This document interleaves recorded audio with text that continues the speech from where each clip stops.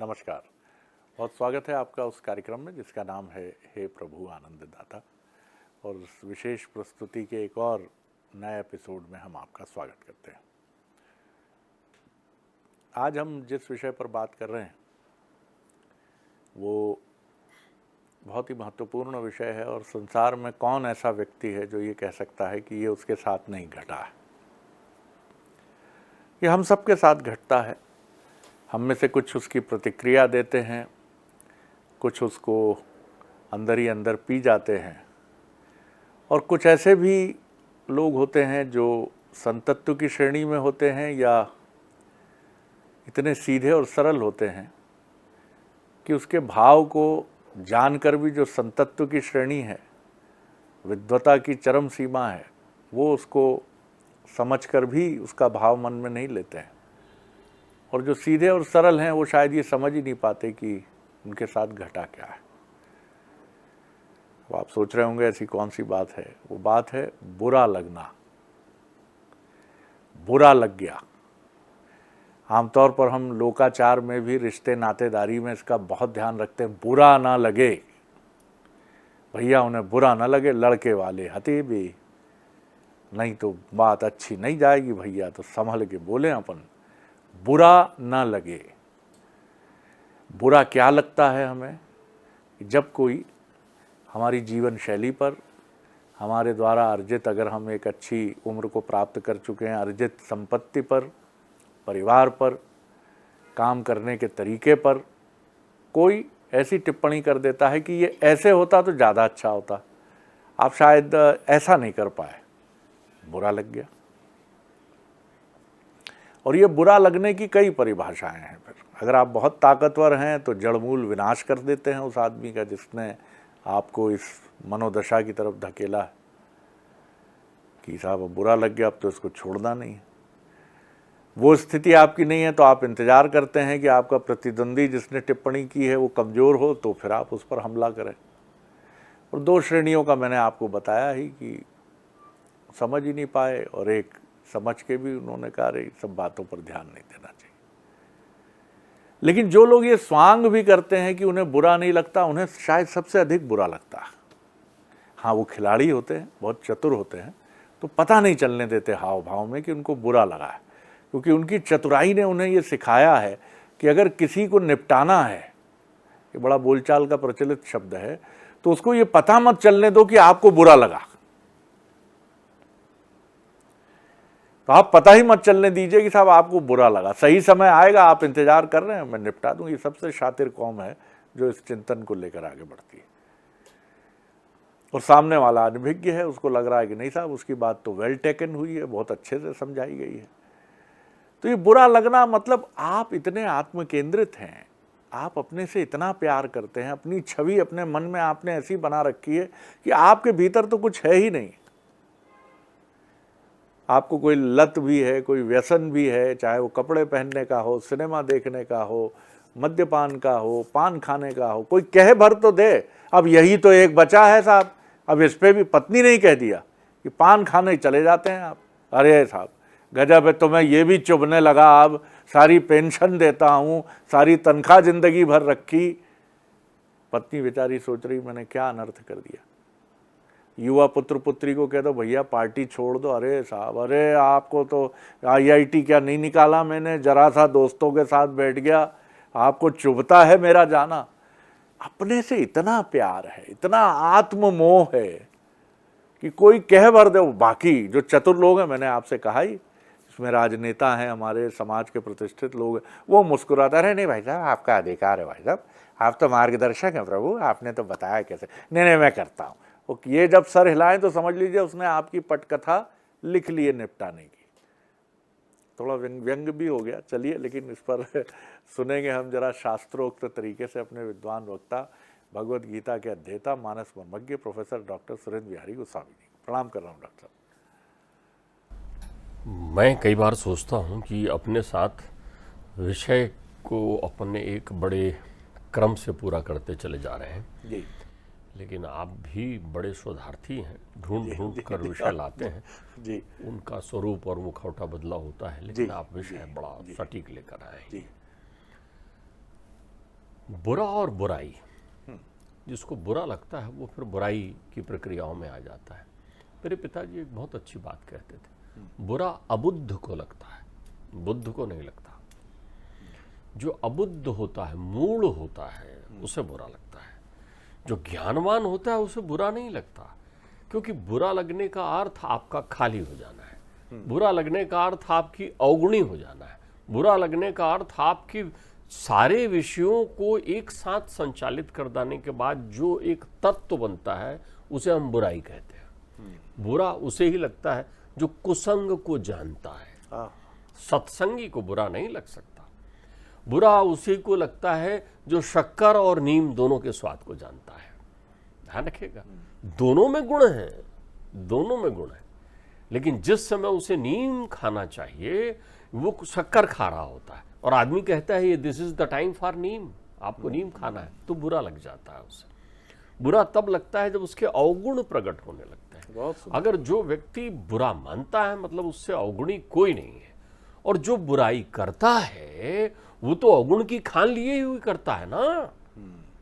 एक बुरा व्यक्ति ही बुरा कर सकता है, अच्छा व्यक्ति बुरा नहीं करता। बहुत सुंदर बात कही आपने। कभी भी कोई बुरा, बहुत सुंदर मर्म है ये। संसार का कोई भी अच्छा व्यक्ति, अच्छा वो होता है जिसे सब में अच्छाई दिखती है जी, और बुरा वो होता है जिसे बुराई दिखती है। बुराई दिखती तो वो बुरा आदमी जिसको दिख गया है ये कचरा पड़ा हुआ है आप में, तो आपको बता दिया आपके आंगन में कचरा है, आपके यहाँ ये जाला पड़ा हुआ है, आपके यहाँ दुर्गंध आ रही है, तो उसे गंध का दुर्गंध का एहसास है ना, तो एक कुसंगी ही कुसंगी को इंगित कर देता है। अब बुराई में एक खास बात होती है, बुराई में अहंकार मूल होता है लेकिन वो गौड़ हो जाता है। बुराई में जो है जलन द्वेष की अधिकता होती है। बुराई उस दर्पण की तरह है जो जाजुल्यमान व्यक्तित्व को ज्वलन युक्त बना देती है। व्यक्तित्व जाजुल्यमान, बड़ा तेजस्वी व्यक्तित्व है, तो आप परीक्षा ले लो, जाओ आप परीक्षा लेने, भृगु की तरह जाओ, सारे व्यक्तित्व में वो दिख गया उनको वो तत्व।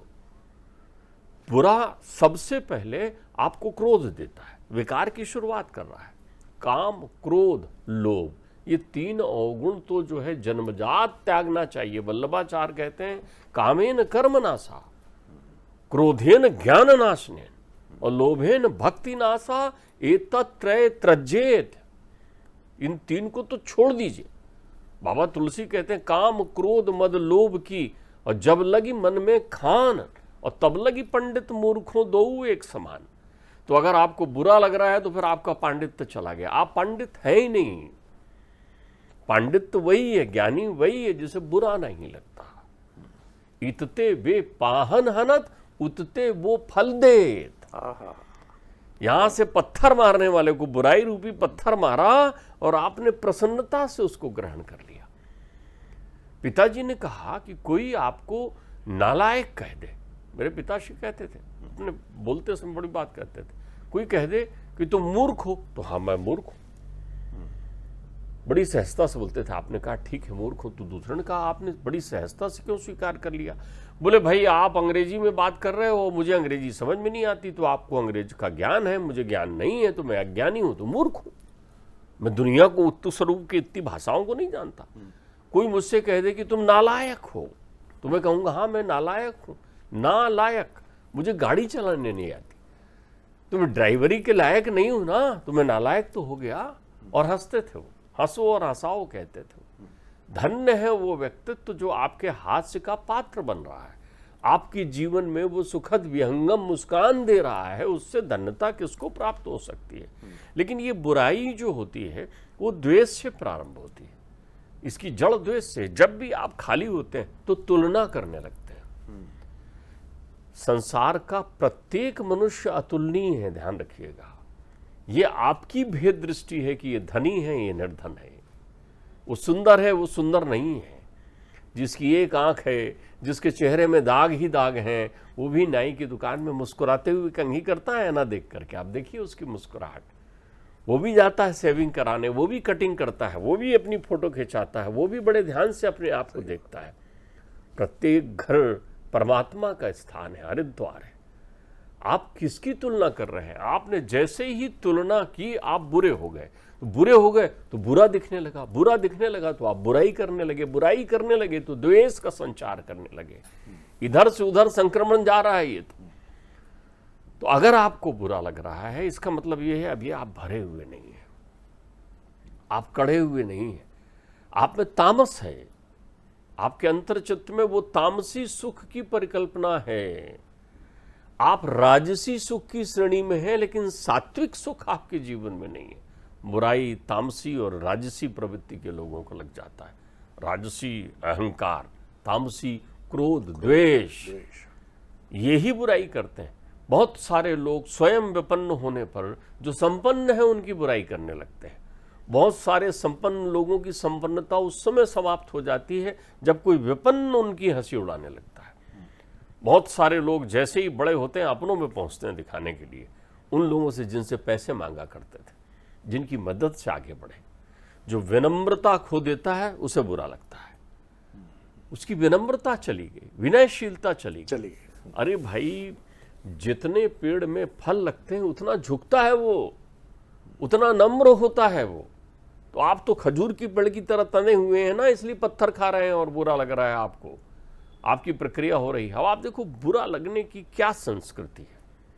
परमात्मा भी बुरा लगने का एक इशारा करते हैं। बुरा अगर नहीं लगा होता द्रौपदी को तो महाभारत युद्ध नहीं होता।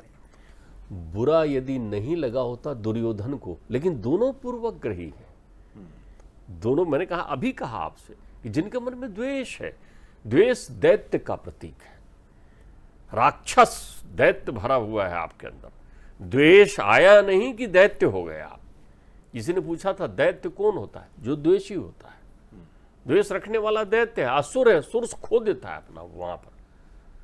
तो द्रौपदी जब भी कौरवों को देख रही है तब भी द्रौपदी को अपने खुले हुए केश और वो भरी सभा में अपने मान भंग का ध्यान स्मरण बना रहता है। द्रौपदी भूल गई कि उसके सम्मान की रक्षा के लिए परमात्मा वस्त्र के रूप में अवतरित हुए थे। द्रौपदी में ये क्षमाशीलता विनाश के चरम के बाद आई। द्रौपदी भी क्षम्य हो गई। अश्वत्थामा को मत मारो, कृपि को दुख होगा। क्यों? अब उसके पुत्र गए ना 5। सोते हुए पुत्रों की हत्या हुई ना। वो कहती मेरी गुरु माता का बड़ा लाडला था ये अश्वत्थामा, इसके लिए ही तो गुरुजी मिले थे, यहाँ आए थे। तभी तो उन्होंने अपनी दीक्षा शिक्षा से अर्जुन का निर्माण कराया था। कहते हैं अर्जुन इसका शीश काट दूं, वो कहते हैं नहीं नहीं नहीं। कृष्ण भी कहते हैं संहार कर दो ऐसे पापी का, तो वो कहते हैं नहीं नहीं परमेश्वर, मेरी गुरु माता को बुरा लगेगा। लेकिन ये कब? जब बुराइयों ने चरम प्राप्त कर लिया और सब कुछ विनाश को प्राप्त हो गया, तब आपको लगा ना। कुंती को बुरा नहीं लगता। कुंती क्षमाशीलता की उदाहरण है। कुंती तो कहती है सुनो, कभी बुराई ना आए इसलिए दुख रहे मेरे घर में, क्योंकि सुख आता है तो तुलना आ जाती है, फिर बुराई आ जाती है, फिर विनम्रता चली जाती है, फिर अहंकार बढ़ जाता है हमारे पर। शिशुपाल को बुरा लगता है। शिशुपाल है बुराई का चरम। जब हम अब कहते हैं ना घड़ा भर गया, किसी की बुराई करो या बुरा लगे तो सावधान हो जाना, घड़ा चालू हो गया है। बुराई वो है जो आपके जीवन से सुखमय अमृत कलश में एक छेद कर देता है। ठीक बात है। जिससे बूंद बूंद आपका सुख चैन जाने लगता है, तब शिशुपाल का सिर छेदन करते हैं परमात्मा। बुरा लगना, विभीषण को बुरा नहीं लगा तो राम मिल गए। ये महाभारत की जो गाथा आपने उल्लेख किया, ये भी बताती है कि बुरा लगकर पीड़ित होने से अधिक भयावह भयानक परिणाम तब होता है जब पूर्वग्रही होकर आप उसमें और ज्यादा लिप्त होकर महाभारत करा देते हैं। नहीं, देखिए एक बात ध्यान रखिए, यानी प्रतिशोध लेने की तरफ चले जाते हैं। बुराई का आपके जीवन में आगमन जिसको बुरा लगता है जी। बहू को सास की बात बुरी लगती है, ये अच्छा बीजारोपण नहीं है। सास को बहू की बात बुरी लगती है, ये अच्छा बीजारोपण नहीं है। एक पिता को पुत्र की और एक पुत्र को पिता की बात बुरी लग रही है, ये अच्छा बीजारोपण नहीं है। यानी आप बबूल के पेड़ को सींचने का काम शुरू कर रहे हैं। महाभारत युद्ध द्रौपदी के कारण नहीं हो रहा है। अगर द्रौपदी का ये प्रकरण नहीं भी होता तो उन अबोध लोगों के बीच तो द्रौपदी नहीं है ना जिन्हें लाक्षागृह में आप जला रहे हैं। द्रौपदी तो निमित्त बनकर आई है, उसका उद्देश्य ही है संसार से पाप का विनाश करना। लेकिन आपके जीवन में बुराई कहां से आई? क्या आप छोटी छोटी चीजों पर अपना ध्यान केंद्रित करते हैं? बुरा किसको लगता है? बुभिक्षिता किम न करोति पापम क्षीणारणा निष्करणा भवंती। जो भूखा होता है उसे बुरा लगता है। भूखा किसका? शरीर का नहीं, जिसके मन में भूख बची हुई है उसे बुरा लगता है। और मन की भूख क्यों तृप्त नहीं हो रही? मन की भूख धन से तृप्त नहीं हो सकती। मन की भूख जो है वो आपकी वासना से तृप्त नहीं हो सकती, लोभ से तृप्त नहीं हो सकती। तो मन की भूख किससे तृप्त होगी? संतोष से। इसलिए संत को बुरा नहीं लगता, क्योंकि संत वही है जो संतोषी है। तभी हमारे यहाँ कहावत बनी, संतोषी सदा सुखी। आप देखिए तो क्या क्या उदाहरण है वैदिक। ध्रुव बैठे हैं अपनी महतारी की गोद में और उठ के जा रहे हैं अपने पिताजी के पास जाने के लिए कि मैं बाबा से मिलाऊं पिताजी से। पिताजी की गोद में उत्तम बैठे हुए, उनके साथ जो है कौन है? सुरुचि। ये दोनों पात्रों के नाम बड़े बहुत महत्वपूर्ण है, ध्यान रखिएगा। हर उत्तान पाद बुराई की जड़ है, हर उत्तान पाद। कथा हमारे यहाँ ऐसी नहीं होती, एक एक नाम के पीछे छुपा हुआ अर्थ होता है। जिसके जीवन में प्रिय है वो प्रिय व्रत है। बड़े भाई प्रिय व्रत हैं और छोटे भाई उत्तान पाद है। उत्तान पाद कौन? उत्तान पाद का अर्थ होता है जो सर नीचे और पैर ऊपर करके आता है संसार में, उसे उत्तान पाद कहते हैं। तो किसको कहते हैं उत्तान पाद? मनुष्य का जन्म साधारणतया जब मनुष्य संसार में माता के गर्भ से प्रकट होता है तो उसका शीश नीचे होता है, पैर ऊपर होता है। इसलिए मनुष्य को जन्म के समय कहा जाता है उत्तान पाद। आपने गांव में सुना होगा, कभी कभी कोई ऐसे भी बच्चों का जन्म हुआ जिनके पैर नीचे होकर आए, तो उनसे लोग कहते थे दर्द हो तो उनके लात रखवा लीजिए तो आपका दर्द ठीक हो जाएगा। हर मनुष्य उत्तान पाद है। और आपके जीवन में दो हैं। आपके जीवन रूपी संरचना में दो प्रकार के मार्ग हैं, एक सुनीति का, एक सुरुचि का। सुरुचि का। तो जिनको सुरुचि प्रिय है उनको बुरा लगता है, इसलिए उसकी संतान जो गोद में बैठी है वो उत्तम है। उत्तम, जब भी आपसे कहा जाए उत्तम तो इसका मतलब कोई मध्यम भी है, इसका मतलब फिर कोई कनिष्ठ भी है, अधम भी है। आपने तुलना कर दी ना। जरा इसको बड़े ध्यान से समझिए शरद जी इस सूत्र को। जिसके जीवन में तुलना है, बुराई वहां है। सुरुचि अर्थात जो बाहरी परिवेश में दिखावा करता है, बुरा उसे लगता है। एक सेठ जी ने नगर में मकान बनाया, बड़ा सुंदर मकान बनाया। देखो बुरा कैसे लगता है। आपको कोई यथार्थ से मिला दे तो आपके अंदर का वो अधजल गगरी छलकत जाए होता है। अब सेठ जी ने नगर भोज कराया। क्यों कराया? ताकि सब लोग आए और सेठ जी की बनी हुई उस कोठी को देखें और जय जगदीश हरे की तरह उनकी प्रशंसा करें और वो आत्मसम्मान से फूले फूले घूमे। कितना कमजोर है ये गुब्बारा, महज सांसों से फूलता है। थोड़ी शोहरत मिले इसे क्या अपनी औकात भूलता है?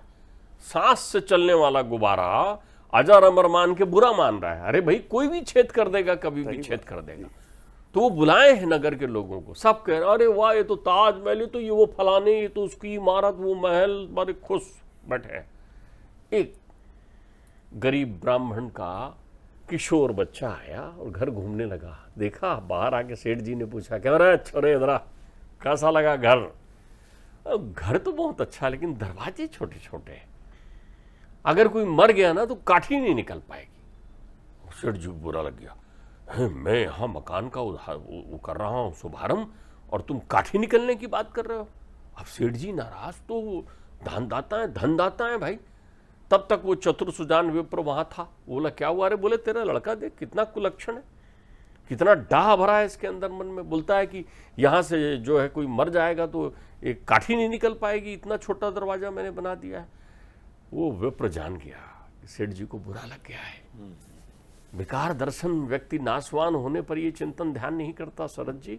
वो बड़े आनंद से कहते हैं मूर्ख है ये लड़का, इसे अकल नहीं है सेठ जी। वो जाने के आपको, आपने वो घर बनाया है कि एक क्या 10 काठी निकल जाएगी और मालूम नहीं चलेगा। सेठ जी खुश हो गए, हाँ ये बात बोली। देखो बात तो वही बोली ना बात। तो आपकी यथार्थ चिंतन दर्शन में आपकी चिंतन, जब भी आपका मन बुरा लगने लगे तो आप इसको परमात्मा का संकेत मानिए कि कोई कमी है। उसको जो बुराई कर रहा है उसकी ओर ध्यान मत दीजिए, उसको तो बेचारे को वही दिख रहा पता है। ही नहीं। परे अपावन ठौर पर कंचन तजत न कोय, गुणी को सदैव सद्गुण दिखाई देगा, लेकिन अवगुणी को ही अवगुण दिखाई देगा। बहुत सुंदर डॉक्टर, वाह। महत्वपूर्ण सूत्र यही है कि जो प्रज्ञावान है, जो बुद्ध है, इनलाइटेंड है, अबुद्ध को ही बुरा लगता है। यानी जो कहीं बुद्धिहीनता की एक स्थिति में आ जाता है, ऐसा नहीं है। अबुद्ध का मतलब मूर्ख, इस संदर्भ में इसको मत देखिए। संसार के सारे सफल लोग नहीं तो प्रश्नों के दायरे में आ जाएंगे। और ये भी बड़ी विचित्र बात है कि चिकित्सक के पास हम जाते हैं या जिस दफ्तर में हम काम करते हैं या हम कहीं प्रशिक्षण लेते हैं तो हमारा जो कोच होता है उसकी बात का बुरा नहीं लगता, वो तो अवगुण ही देखता है। तेल ज़्यादा खाते हैं, समोसा तो बंद करना पड़ेगा भाई साहब, लिवर सिरोसिस की तरफ जा रहे हो। आप दीनता से खड़े रहते हो वहाँ का, भाई साहब जी डॉक्टर साहब बंद कर देंगे भाई, जी जी जी नहीं नहीं भाई साहब बिल्कुल नहीं खाएंगे, आप तो जैसा कह दो डॉक्टर साहब, हम बचा लो हमें बस। कोच जब कहता है कि कैसे कर रहे हो, ध्यान कहाँ है तुम, कि शराब पीते हो क्या रात में नाइट क्लब में, यहाँ तुम्हारा नेट प्रैक्टिस पे ध्यान ही नहीं। किसका बुरा लगता है? जो आपका सबसे प्रिय होता है, मित्र, माता पिता, शिक्षक, दोस्त, भाई बहन, चाचा ताऊ, नाते रिश्ते, बुरा किसका लगता है? जो अज्ञान ट्रेन में मिल जाता है और कहता भाई साहब आपकी ये शर्ट जम नहीं रही, अरे कौन था, कौन है, नहीं रहती दिमाग में बात। लेकिन कोई प्रिय व्यक्ति जब कह देता है, आपका मित्र घर आता है, यार सब बढ़िया द्विवेदी जी, अच्छा तो बनाया लेकिन कुछ ऐसा यार लॉन थोड़ा और बड़ा कर सकते थे। अरे भाई साहब इसी में जान निकल गई। पत्नी से कह रहे हैं बाद में, ये भाई साहब इतने पुराने दोस्त थे, ये नहीं समझे, 4 पैसे तो हमसे पूछा नहीं इन्होंने कि दे देते भैया ले लो यार 3-4 लाख रुपए, उल्टे कह रहे हैं लॉन ऐसा नहीं बना। बात किसकी बुरी लगती है? जो आपका सबसे प्रिय होता है। और जो प्रिय नहीं है, डॉक्टर, चिकित्सक, कोच, बॉस रोज झाड़ रहा है आपको रूम में बुला के, पता नहीं यार काहे को नाराज रहता है ये आदमी, वो नहीं अटकती बात है। बड़ी विचित्र चीज़ है ये भी, लेकिन बचिए इससे, क्योंकि ये है कुल मिलाकर एक गहरी मूर्खता जिसमें व्यक्ति अपने को भी घायल करता है और अपने प्रिय पात्रों को भी बहुत नुकसान पहुंचाता है। वाह डॉक्टर साहब, प्रणाम कर रहा हूँ आपको। अगले एपिसोड में एक और विषय लेकर उपस्थित होंगे। प्रणाम, नमस्कार।